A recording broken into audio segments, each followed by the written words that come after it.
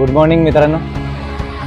आज आम्ही रविवार आहे आज आणि आज आम्ही ठरवले की खोपोली आणि लोणावळा एक्सप्लोर करायचं. त्यात मग तीर्थस्थळ असतील, फेमस स्पॉट असतील आणि ट्रेकिंग हे सर्व इन्क्लूड आहे. तर तुम्ही व्हिडिओ जो आहे तो शेवटपर्यंत नक्की पहा. समोर बघू शकता की हे अष्टविनायक श्री क्षेत्रामधलं आहे. महाडचा गणपती आहे. मुशी डॅमचं पूर्ण क्षेत्र आहे. पूर्ण मुशी डॅम बघू शकता. लाईन पॉईंट तुम्ही बघू शकता की नारायणी धाम टेम्पल लोणावळ्याला आहे.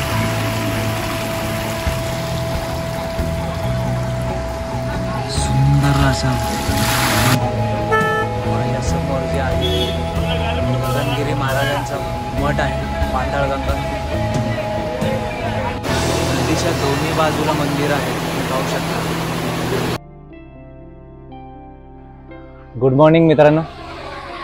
आज आम्ही रविवार आहे आज आणि आज आम्ही ठरवले की खोपोली आणि लोणावळा एक्सप्लोर करायचं. त्यात मग तीर्थस्थळ असतील, फेमस स्पॉट असतील आणि ट्रेकिंग हे सर्व इन्क्लूड आहे. तर तुम्ही व्हिडिओ जो आहे तो शेवटपर्यंत नक्की पहा. आता माझ्या मागे जे आहे हे अष्टविनायक श्री क्षेत्र मधलं आहे. वर्धविनायक हे महाडमध्ये येतं. हे तुम्हाला पनवेल पासून पण आणि खोपोली पासून दोन्हीच्या मध्ये आहे. हे NH48 पासून मेन हायवे पासून 2 किलोमीटर अंतरावरतीच हे श्री क्षेत्र आहे. तर चला तर मित्रांनो, आपण गणपतीचं दर्शन करू. तुम्ही समोर बघू शकता की हे अष्टविनायक श्री क्षेत्रामधलं आहे. महाडचा गणपती आहे. आज आम्ही संडेला आलो पण तरी रश पाहू शकता. अर्ली मॉर्निंग आम्ही 7 वाजता इथे आहोत तरी रश आहे. संडे आहे आज, त्यामुळे कदाचित असेल.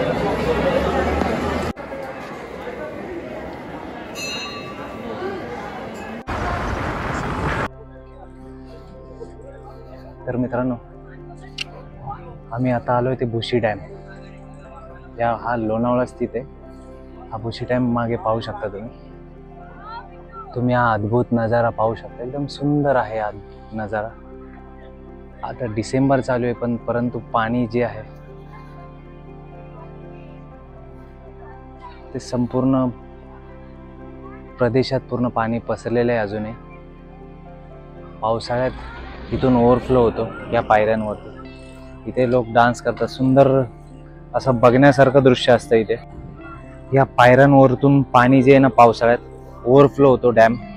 त्यावेळी हे पाणी इथून वाहत असतं. असं जसं साबणाला जसा फेस येतो तसा या पाण्याला इथे फेस आलेला दिसतो. तर मित्रांनो, लोणावळ्यामध्ये आल्या आल्या आम्हाला हा डॅम जो आहे फर्स्ट लागला, जो कॉमर रिसॉर्ट पासून राईट आल्यावर. हा मी कव्हर केला.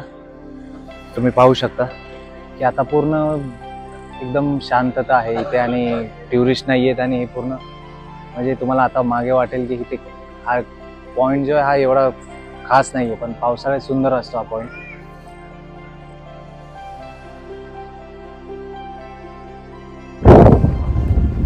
मित्रांनो, आम्ही कोरीगाडाव चाललो. त्याआधी हा लाईन पॉईंट दिसला.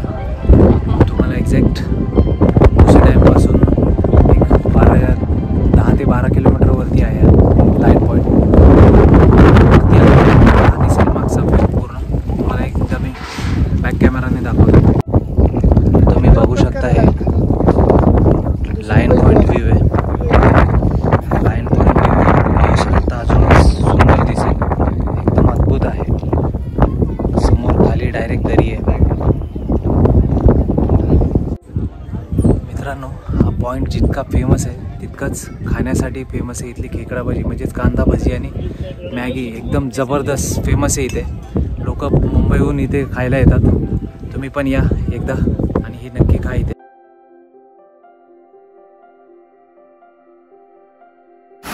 मित्रांनो, तुम्ही बघू शकता हे नारायणी धाम टेम्पल लोणावळ्याला आहे.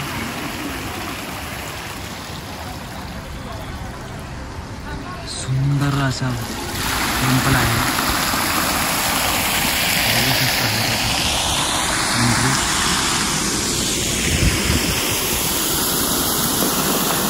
तर आपण आत जाऊया. टेम्पल पाहू शकतो. कदाचित आतमध्ये कॅमेरा अलाउ नसेल तर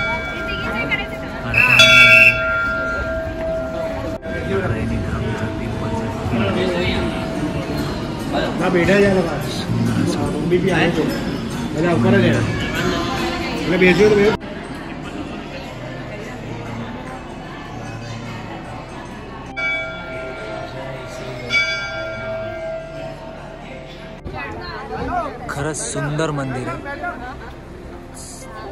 तो एंट्री पॉइंट दिसतोय तुम्हाला, तिथून एंट्री आहे. महालासारखी एंट्री आहे. समोर मंदिर आहे. हे मंदिर NH-48 पासून जवळ आहे आणि NH-4 पासून पण जवळ आहे. हे नेटवरती अवेलेबल आहे आणि मॅपवरती पण अवेलेबल आहे. नारायणी धान टेम्पल. आता आम्ही माझ्या मागे दिसेल तुम्हाला गोशाळा आहे, तेही आपण पाहूयात. तुम्ही बघू शकता मंदिराच्याच बाजूला गोशाळा आहे. गोमाता आहे सर्व. आपण एकदा आतमध्ये जाऊयात.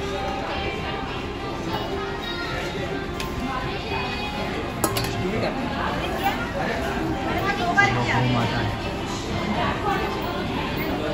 त्या सर्व गोमातांचं संवर्धन केलं जातं या ट्रस्टतर्फे.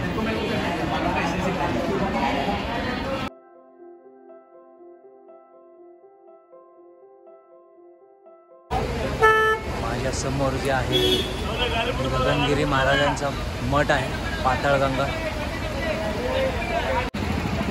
हा मठ खोपोली बस ST स्टँड आहे, तिथून जवळ आहे. NH-48 पासून जवळ 1-2 किलोमीटरवरतीच आहे. हा मठ पाताळगंगा नदीच्या किनारी वसलेला आहे. श्री गगनगिरी महाराजांचा मठ आहे आतमध्ये.